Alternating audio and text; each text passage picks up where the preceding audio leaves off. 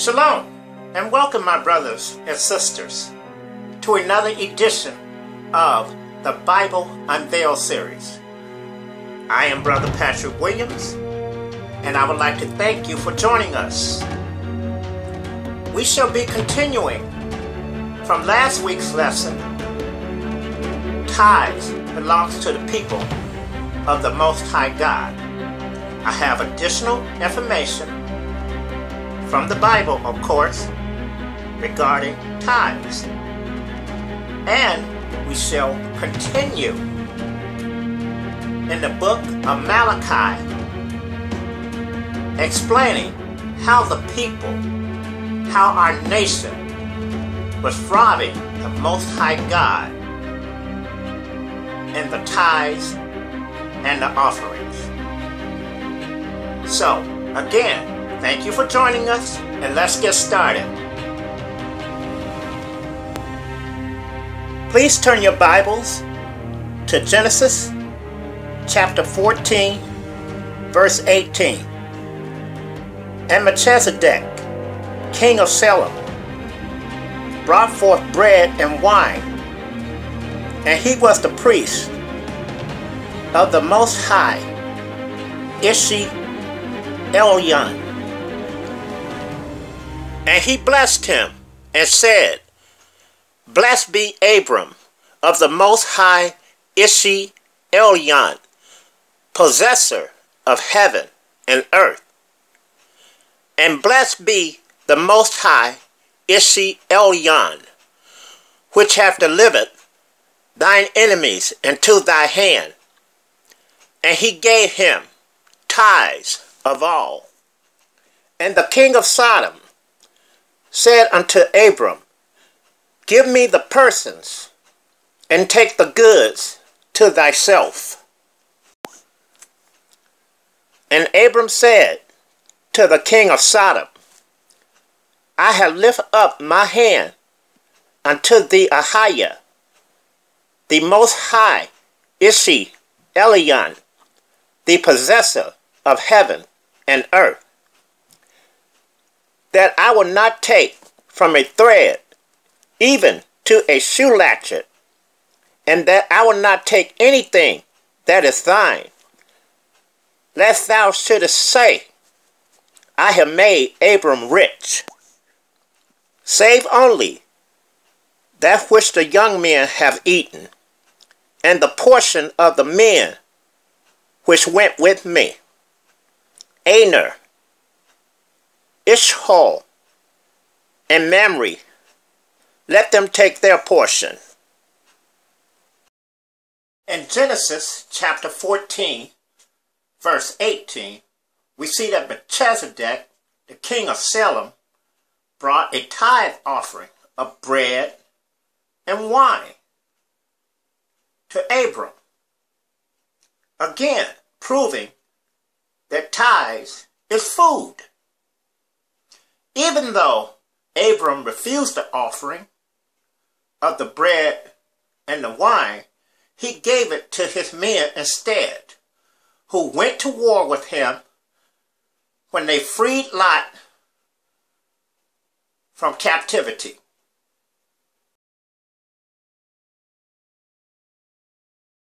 Many church leaders want to tell us that tithes is money instead of food. Using our Bible, let's follow Jacob and his sons into Egypt. Now Joseph, a son of Jacob, was already in Egypt. In fact, he was governor over the land, second only to Pharaoh. This way, we will compare food versus money and see which is more important to the people. And there was no bread in all the land, for the famine was very sore, so that the land of Egypt and all the land of Canaan fainted by reason of the famine. And Joseph gathered up all the money that was found in the land of Egypt and in the land of Canaan, for the corn which they brought. And Joseph brought the money into Pharaoh's house. And when the money failed in the land of Egypt and in the land of Canaan, all the Egyptians came unto Joseph and said, Give us bread, for why should we die in thy presence? For the money faileth.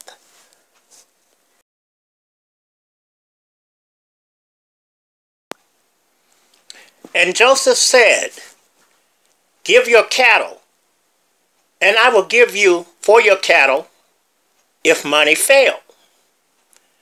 And they brought their cattle unto Joseph, and Joseph gave them bread in exchange for horses, and for the flocks, and for the cattle of the herds, and for the asses. And he fed them with bread for all their cattle for that year. When that year was ended, they came unto him the second year, and said unto him, We will not hide it from my master, how that our money is spent. My master also hath our herds of cattle. There is not aught left in the sight of my master, but our bodies and our lands. Wherefore shall we die before thine eyes, both we and our land? Buy us and our land for bread, and we and our land will be servants unto Pharaoh, and give us seed that we may live and not die, that the land be not desolate. And Joseph brought all the land of Egypt for Pharaoh, for the Egyptian sold every man his field, because the famine prevailed over them. So the land became Pharaoh's. And as for the people, he removed them to cities from one end of the borders of Egypt even to the other end thereof. Only the land of the priests brought he not, for the priests had a portion assigned them of Pharaoh, and did eat their portion which Pharaoh gave them. Wherefore they sold not their lands. Then Joseph said unto the people, Behold, I have brought you this day and your land for Pharaoh. Lo, here is seed for you, and ye shall sow the land. And it shall come to pass in the increase that ye shall give them the fifth part unto Pharaoh, and 4 parts shall be your own, for seed of the field, and for your food, and for them of your household, and for food for your little ones. And they said, Thou hast saved our lives. Let us find grace in the sight of my master, and we will be Pharaoh's servants. And Joseph made it a law over the land of Egypt unto this day, that Pharaoh should have the 5th part, except the land of the priests only, which became not Pharaoh's.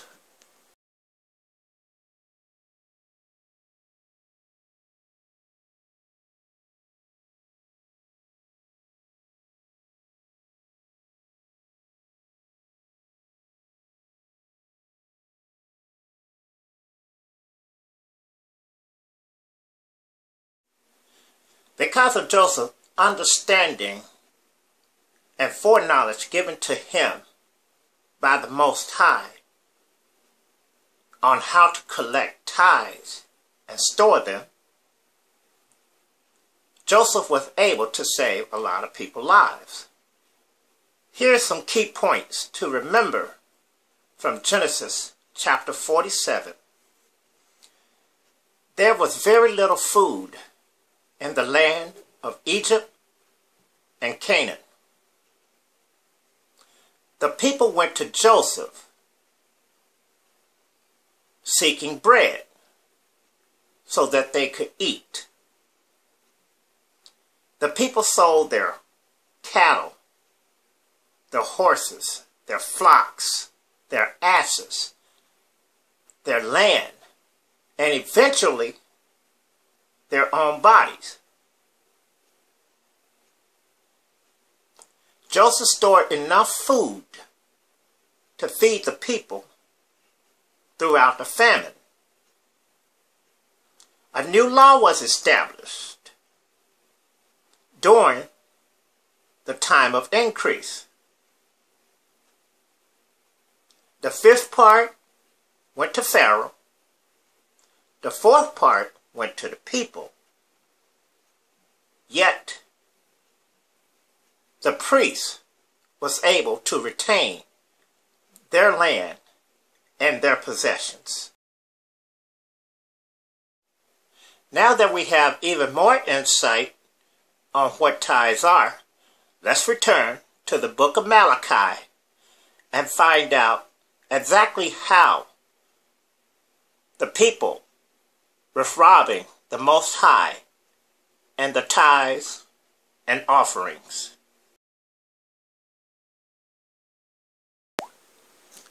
To refresh our memories, let's reread Malachi chapter 3, verse 8 through 10. Will a man rob Elohim? Yet ye have robbed me.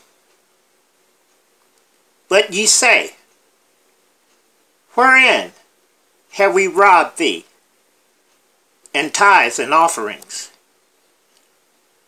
Ye are cursed with a curse, for ye have robbed me, even this whole nation. Bring all the tithes into the storehouse, that there may be meat in mine house.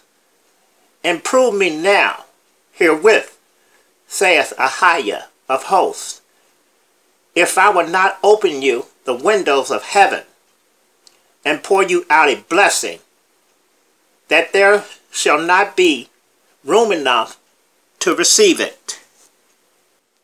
May I ask you a question, my viewers? Does not Malachi chapter 3, verse 10, does it not tell us that tithes is food? Allow me to zone in on the verse for you.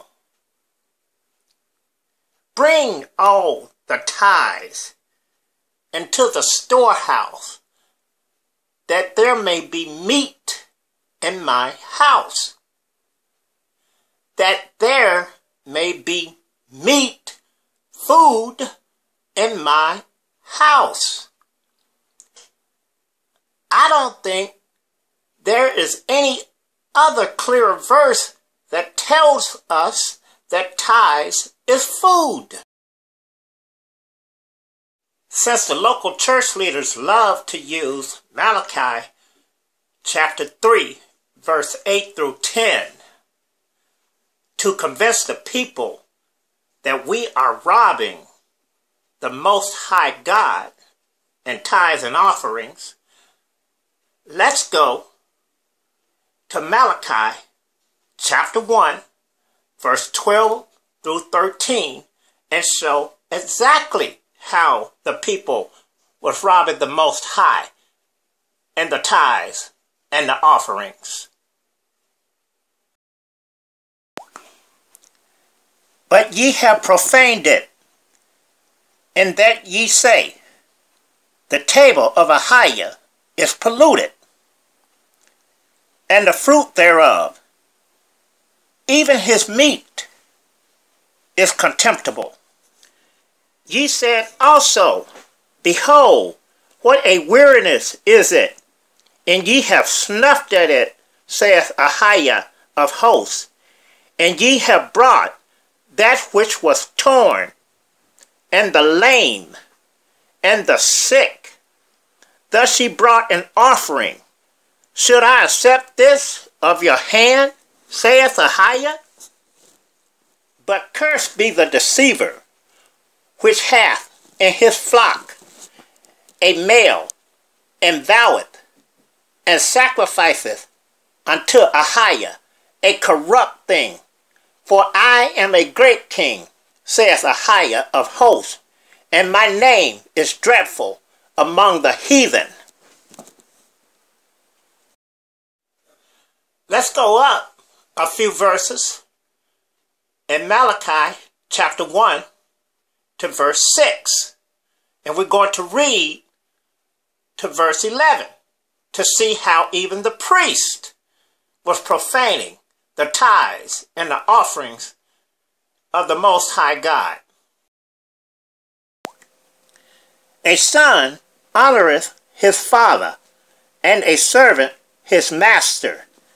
If then I be a father, where is mine honor? And if I be a master, where is my fear? Saith Ahayah of hosts unto you, O priest, that despise my name. And ye say, Wherein have we despised thy name? Ye offer polluted bread upon my altar, and ye say, Wherein have we polluted thee? And that ye say, The table of Ahayah is contemptible. And if ye offer the blind for sacrifice, is it not evil? And if ye offer the lame and sick, is it not evil? Offer it now unto thy governor. Will he be pleased with thee, or accept thy person? Saith Ahayah of hosts. And now, I pray you, beseech Isi Elohim, that he will be gracious unto us. This hath been by your means. Will he regard your persons, saith Ahayah of hosts? Who is there among you that will shut the doors for naught? Neither do ye kindle fire on my altar for naught. I have no pleasure in you, saith Ahayah of hosts. Neither will I accept an offering at your hand. From the rising of the sun, even until the going down of the same, my name shall be great among the Gentiles, and in every place incense shall be offered unto my name, and a pure offering, for my name shall be great among the heathen, saith Ahayah of hosts.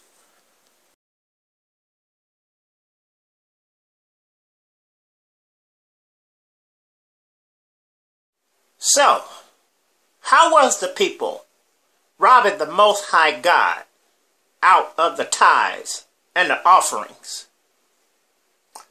Because we was weary of bringing the Most High the best of the crops,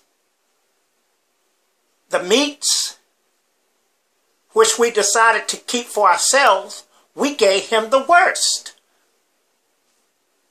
We gave him animals that was sick, deformed, diseased, when we are supposed to take the best and give it to the Most High so that we can get a blessing.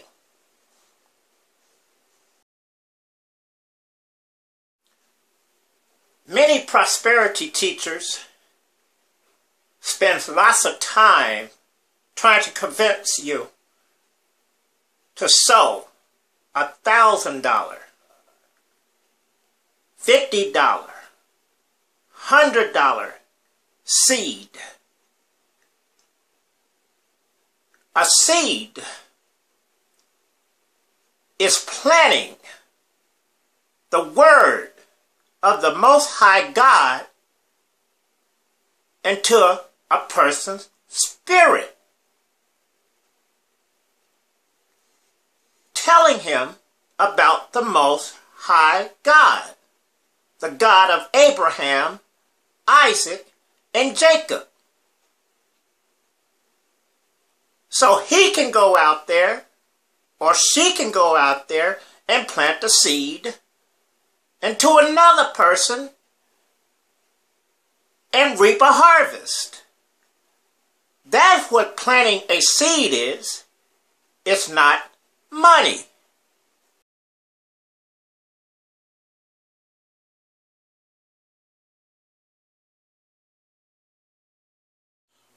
When the children of Israel and the priest was not cheating the Most High out of his tithes and offerings by bringing him sick, diseased, and deformed animals, they could really expect a blessing from the Most High. We could read about that blessing in Malachi chapter 3, verse 11.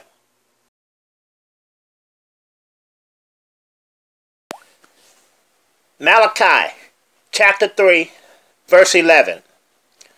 And I will rebuke the devourer for your sakes, and he shall not destroy the fruits of your ground, neither shall your vine cast her fruit before the time in the field, saith Ahayah of hosts.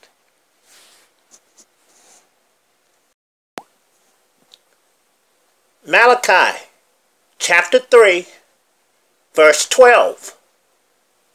And all nations shall call you blessed, for ye shall be a delightsome land, saith Ahayah of hosts.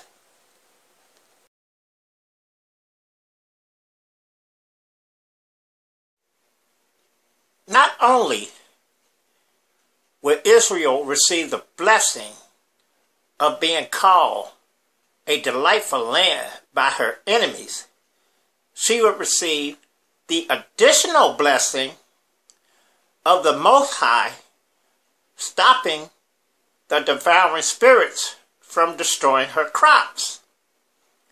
Devouring spirits such as locusts and other pests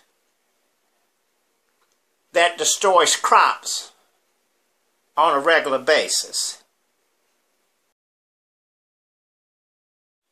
And because the Most High cared for the poor, the widow, the fatherless, he gave an even additional blessing that we shall read now in Deuteronomy chapter 8, verse 10. In fact, let's begin reading at Deuteronomy chapter 8, verse 7, so we can get that full impact of the blessing of Deuteronomy chapter 8, verse 10. Deuteronomy chapter 8, verse 7. For Ahayah thy Ishohim bringeth thee into a good land, a land of brooks, of waters, of fountains, and depths that spring out of valleys and hills, a land of wheat and barley and vines and fig trees and pomegranates, a land of oil olive and honey,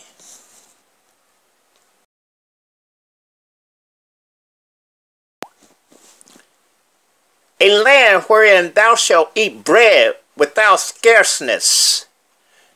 Thou shalt not lack anything in it. A land whose stones are iron, and out of whose hills thou mayest dig brass. And here comes the major blessing. Reading from Deuteronomy chapter 8, verse 10. When thou hast eaten and art full. Let me read that again. When thou hast eaten and art full, then thou shalt bless Ahayah, thy Ishiohim, for the good land which he hath given thee.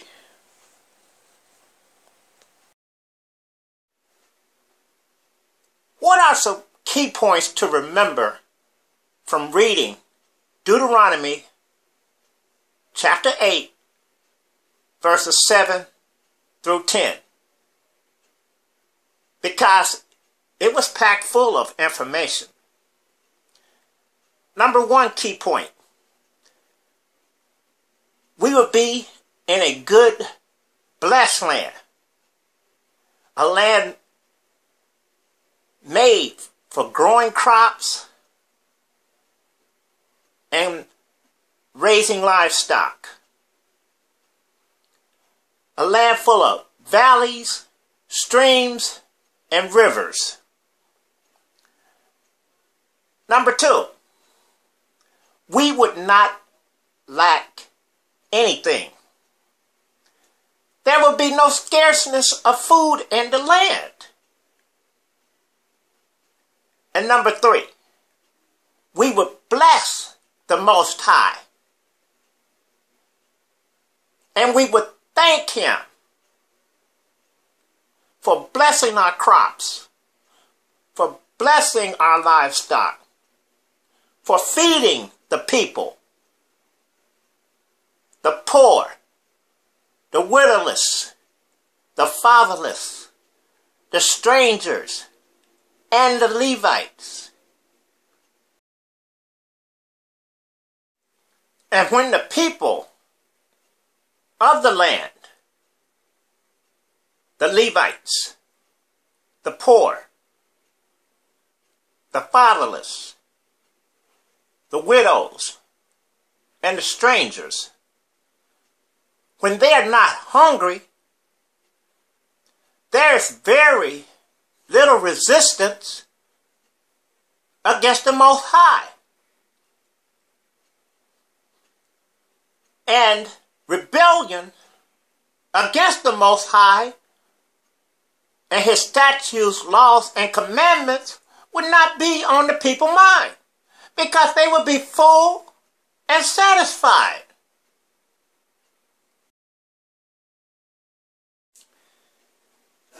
As I prepare to bring this lesson to a close and give you my final scriptures for this lesson, we shall go into the New Testament and we shall see that tithes did not too much change from the Old Testament into the New. It is still food. But before we start into the New Testament, a listener says she was watching the video and say that as she seen the pictures and reading from her Bible, what I was reading was not on the screen. Well, there's a simple explanation to her concern. The Bible I read from is entitled, hopefully you can see it, let me turn it around here. It is called the Yashaya Ahayah Bible Scriptures.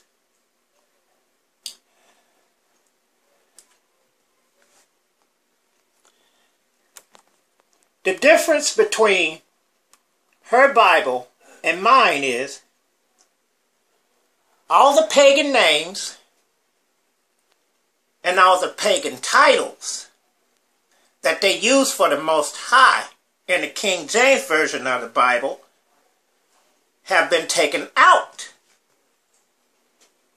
of the Yashaya, Ahayah Bible scriptures. The Yashaya, Ahayah Bible scriptures is based on the 1761 edition of the King James Bible.